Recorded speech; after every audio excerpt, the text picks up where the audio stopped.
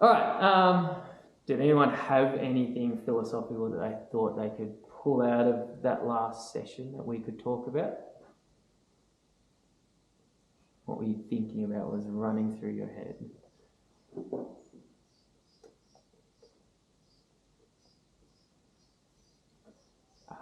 Kate? Natalie? Well, I don't know if this is like a philosophical question, but I was wondering like if colonization never actually happened, if European settlers didn't take a fancy to Australia and they just went, then would Aboriginal people still be living the same way? And would they still be living like the traditional ways, or would they kind of evolve and reach out, like maybe we could see what other people are doing? Would they create technology? Do you have an answer? Do you have not an answer, but do you have a thought about whether they would have remained in their traditional ways or not? I reckon they probably would have mostly, but everybody, like no one really stays the same, even if your culture doesn't really change, it like kind of evolves. Like even if it's the same culture, I reckon it would change to kind of adapt once people learnt more about their surroundings and like other people that had started doing their own things in neighbouring countries. Okay. So you think there would have been some change and some evolution of the culture, but you're thinking maybe not as much as what happened because of colonisation. Yeah. Sophie? Lily? So I think that the Aboriginals would have stayed the same because they didn't even know that other people existed in other countries, because they just thought that this was like the only place for life. But I feel like over time they would have like travelled to a different country and something might have happened there. So sort of like they wouldn't have changed unless they were exposed to something else. So if no one ever came here and they never went anywhere else, they wouldn't have changed, you don't think? Maybe just over time. Okay. Yeah. I think that like eventually everything get more advanced because like they discover more ways of doing stuff more efficiently. Even if it's only like a little bit, still with like wooden tools, they'll just be a bit more advanced throughout the years. What do you mean by more advanced? Like more, not simple, but more efficient. Effective, maybe? Yeah, more efficient and effective. More efficient, more effective. Okay. So you think about like their tools specifically? Well, not they would have tools and structures and just generally the way of living that evolve and realise that what they're doing necessarily isn't the best thing that they could be doing. Okay, so you're more thinking about tools and structures and the way they lived as opposed to like their culture. Yeah, more like, Yeah. Elodie? Their culture would probably gradually get better, but not as much. Well, it would get as good as what it is now, but after a long time. Mm-hmm. So you think it would have taken longer, but they would have got to where they are now? And I sort of trying to get there with Coco's question, and then your question is, I'll use the word better. What do we mean when we say culture gets better? What are we actually talking about? I think we've used the word get better, we've used the word improvement or advancement. What does that actually mean if we're talking about a culture? Nancy? Yeah. I think that has to do with like our perspective on what's better and what we're used to.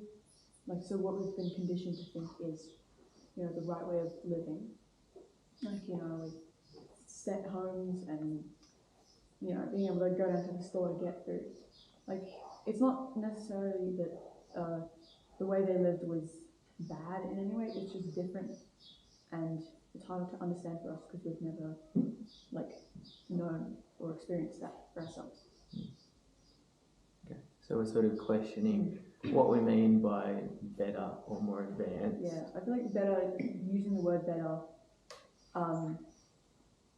in the place of like you're saying, yeah, it'd be more advanced and more industrialized. And more industrialized doesn't necessarily mean better. Yeah. And you sort of, I don't think you use the word bias, but you think we have a bit of a biased perspective because we've all grown up in a certain society and we think that's a good way to live. Yeah. And we've never really, well, I'm making an assumption here. Is anyone here a First Nations person? So probably none of us have really experienced that kind of culture. We only get to hear about it when we have little sessions like this. So maybe we're a bit biased and we just think what we do is better or more advanced. But there is a really strong philosophical question there. Is it actually better? Or I guess an even higher level philosophical question of, is there such thing as better or worse cultures or just different? Kate? I reckon definitely like as I was saying, like we might have like a bit of like a skewed way of thinking that our more like technology based way of living is a better way. But I reckon definitely some things we've invented, especially in the last like couple 100 years, has made life a bit like easier. I reckon if like colonization didn't happen to Australia, I reckon over time Aboriginal Australians would have like created some sort of technology as we know it. But I reckon with a lot of like Aboriginal culture being based on like less damage almost, like less impact on the environment, it would be very much focused to create less impact and damage rather than like things like plastic and things that have actually damaged the environment. I don't think that would be as much of a thing. Okay. So I guess there are a couple of points in there that I think are really interesting that you said, Kate. So one, you said, it sort of sounded like you were saying there are some things that we can say are objectively better, and those things will be things that make life easier. And so you're probably agreeing with a couple of other people, like Nancy. Some things we probably can't say are just better than others, but things that make life easier are better. And then also you're thinking that Aboriginal Australians would have created technology, but probably not in the same way. So Western societies created plastic, but you think Aboriginal Australians probably wouldn't have created something like plastic because of how damaging it is to the environment, and maybe they have a different relationship to the environment than we have. Maisie? Just like how you said, you can't really, it's not like it's better because there's probably First Nations people who would say their way was more efficient and better for the environment, while as people here who aren't First Nations people might think that our way now is more advanced, but other people might think that their way is better.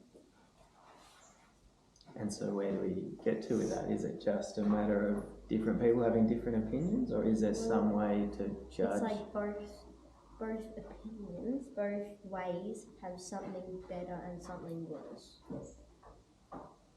And how do we decide which specific things are better and worse? You can't really. You can't. Elodie? Well, most people here would be used to here and would say it's better just because for themselves and how they live. But Aboriginal culture is better probably for the world and the environment in the way that they live different to us. Okay.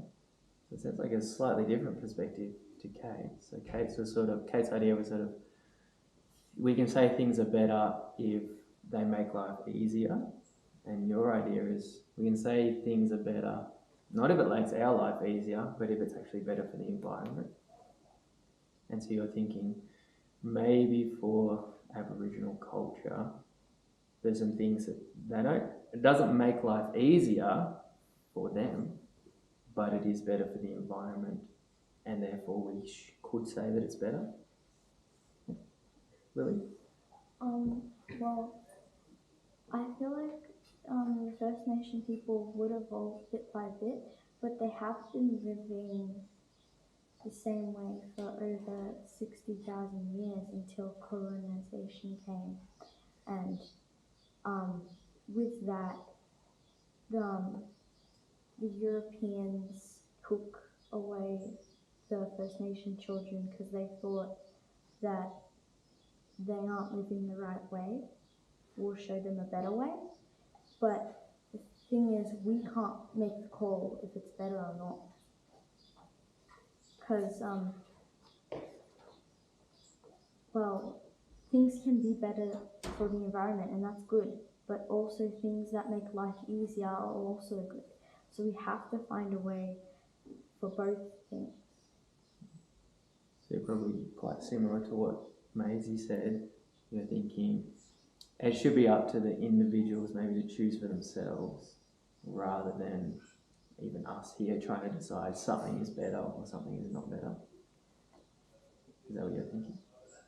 Yeah, I'm basically saying that it depends on what you think's better for yourself and what they think's better for themselves.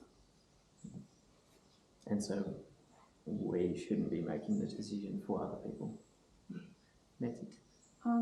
Yeah, on that topic, I think the European way of life that they like brought into Australia wasn't like the best because, you know, like big green pastures and sheep and cattle farming and, you know, hard hoofed animals on like, because we have really, you know, soft, crumbly soil.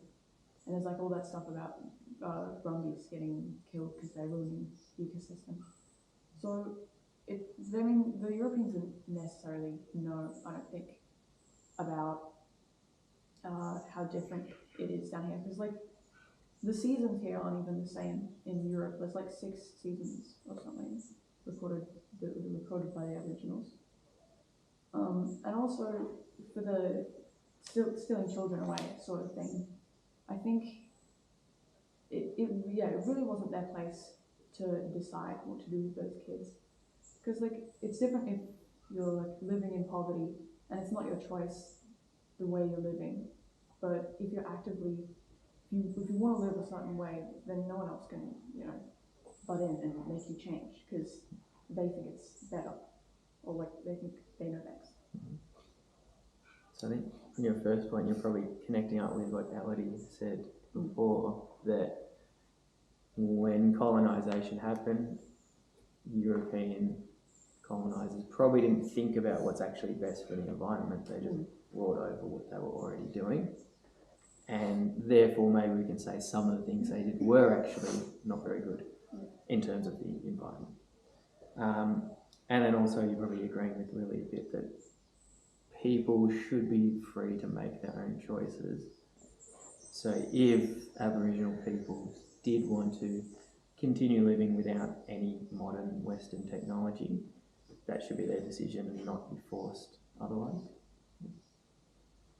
Maisie?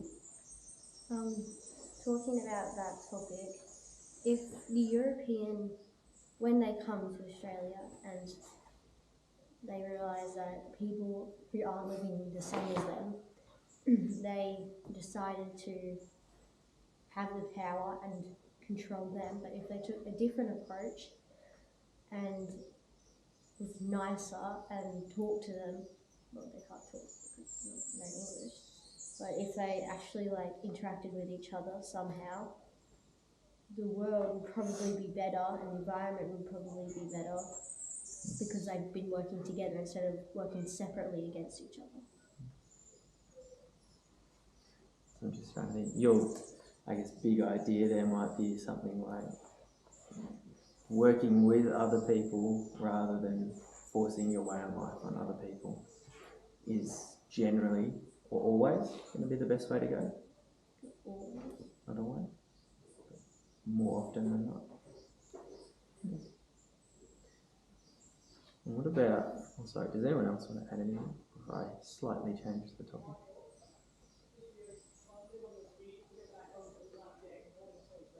No?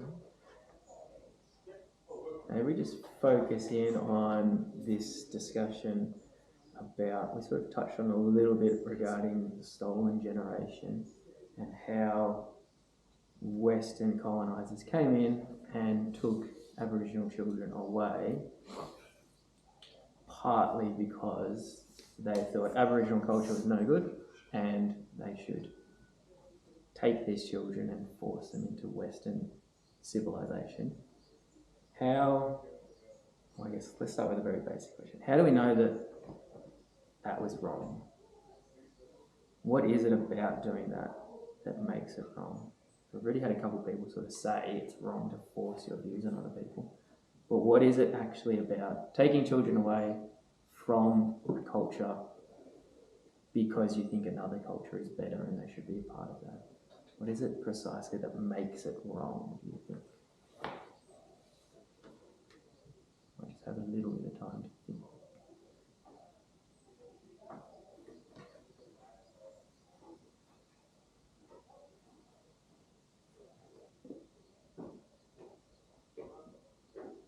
Just while we're thinking, I'll just step into a philosophical mode. This is one of the things that's really good about philosophy, is that presumably everyone here thinks that the stolen generation was a really bad thing.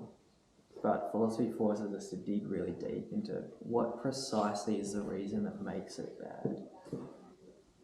Because it's one of the things that we all assume is bad. We all think we know why it's bad, because we've heard about all the bad things.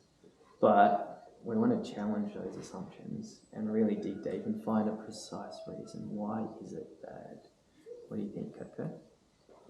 They just kidnapped a whole bunch of children because they thought that their way of living and their entire life was the wrong way to have their own life.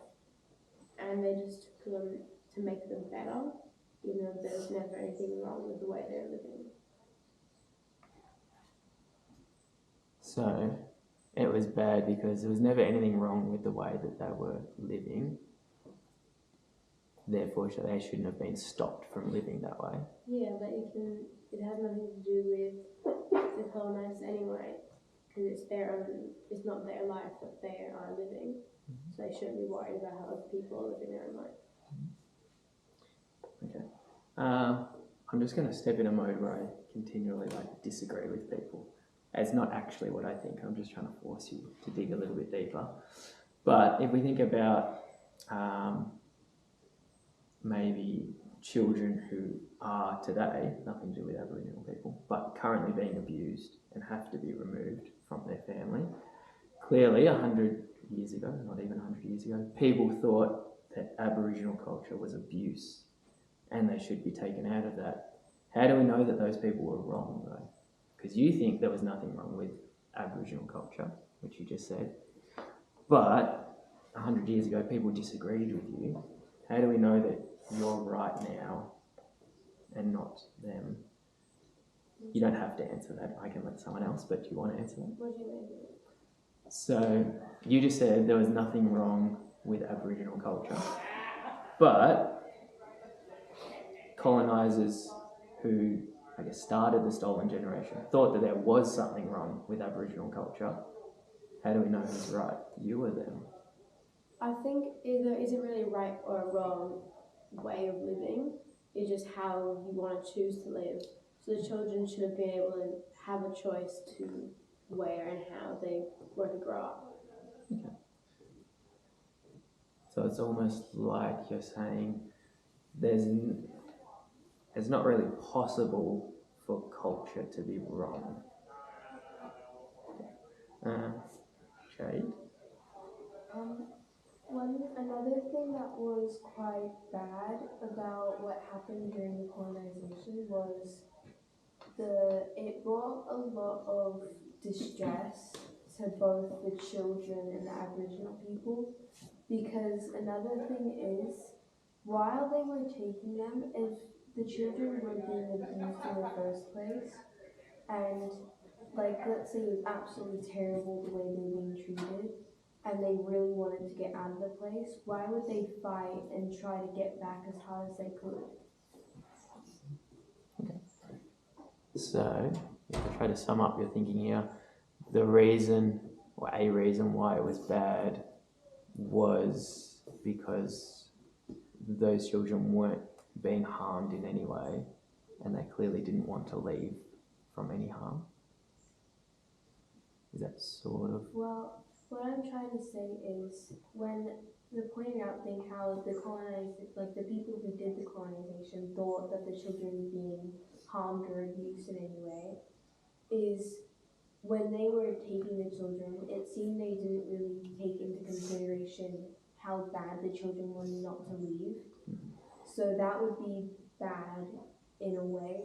And another thing is with the distress that was brought upon the average people and the children, it would really harm like their well-being and things like that. And some people would be really upset about it to the fact where they couldn't take care of themselves. Okay. So it's probably two slightly separate points. One is that by removing these children from their culture, you're actually harming them, not preventing harm. And then two, they didn't consider that these children actually want to stay and be part of their culture, and you think they should have considered that. Kate? I think that there's a lot of misinformation about Aboriginal culture and the relationships and structure of living almost, especially when the Stolen Generation timeline period was happening. People could have definitely had that opinion of, oh yeah, we're saving them, we're taking them away from this harmful way of living, but a lot of that thinking stemmed from them just honestly not knowing about Aboriginal culture. I reckon if they'd taken the time to actually learn and almost communicate with Aboriginal groups, they might have had a very different sort of ending or understanding. So probably coming back a little bit to Maisie's point earlier about actually collaborating and talking to, in this case, the settlers and the Aboriginal people, working together rather than just coming in and forcing your view on them. And the reason that would have been better would be that the colonisers would have learnt more about Aboriginal culture, and then maybe connecting back up with Jade, they would have realised that these kids are not actually being harmed. It's a different way, but not a better or a worse way. Yeah. Really? So I can see where the Europeans are coming from, thinking that, well, they don't have a house and stuff like this, and they wanted to make them feel safe and feel happy, but they should have given the children a choice, because you can't force people into doing stuff they don't want to do. I'm not saying that the way that they're living is wrong, but I'm not saying the way the Aboriginals are living is wrong either. Because, in the European time, they could have abused children. In the Aboriginal time, they could have as well. But saying that there's a choice. And that's really your important point there, that choice should come first. I go 1, 2, then I might add something else. Nancy? Some people might have been misguided and thought oh, we're doing the right thing, we're helping them. But ultimately, the goal was to get rid of Aboriginal culture entirely and completely, destroy it and remove it all from these children, so they wouldn't know, they wouldn't know anything about themselves or their family. And also, it's sort of, I sort of think it's like, you know, moving towns, like, you know, you're in a new, unfamiliar place, except with this, you're being forced to fight unfamiliar people who are threatening you and stealing you away from the people that you trust and putting you in an institution where you're being brainwashed. And it's also like shown that the generational trauma from the stolen generations and continual racism also plays a part in Aboriginal youth being like criminalized and imprisoned. Okay. So a couple of things. One, we're still seeing the effects today of the stolen generation, which clearly demonstrates how bad it was. And then also, you said specifically a part of the goal of the stolen generation was to destroy culture and have it disappear entirely. Maybe, again, I'm in challenging mode, I don't actually agree with this, but if I can challenge you, not just you, but anyone who wants to answer, how do we know that destroying culture was a bad thing? And if I can give you an example, so there are some places in the world, this might be a very heavy example, but there are some cultures in the world who traditionally have practiced female genital mutilation. And that's part of their traditional cultural practice. But pretty much everywhere in the world says we should stop that practice, even though it's a part of their culture. So people are saying this thing is a part of culture, but it's bad and we should stop it. So how do we know that what was happening when they were trying to stop Indigenous culture from continuing was bad, was not bad? With that point, I think there's a difference between being racist and xenophobic and not liking people that are different and wanting to stop people from being mutilated just because that's what they're told they have to do. Mm-hmm. Okay. Elodie? I have two things. Yep. First thing with the culture, I know in a specific culture, when a boy turns 13 or 14, they have to do bungee, but from a vine into like a lake if they fall out. Yep. And the second thing is with the force. Nobody likes being like bossed or forced to like something or to have to do something or to be totally moved in this case. And so you're maybe connecting up with Lily's point that choice is really important. Okay. We're going to be very short on time, but we should get to year 3, and then we'll see how we go. Kate? I think what you were saying about like the very confronting about that culture, I think it's hard because for us that can be like, whoa, what the hell, like that's like, for me, I'd never heard of that, or maybe it's just read it a different way. But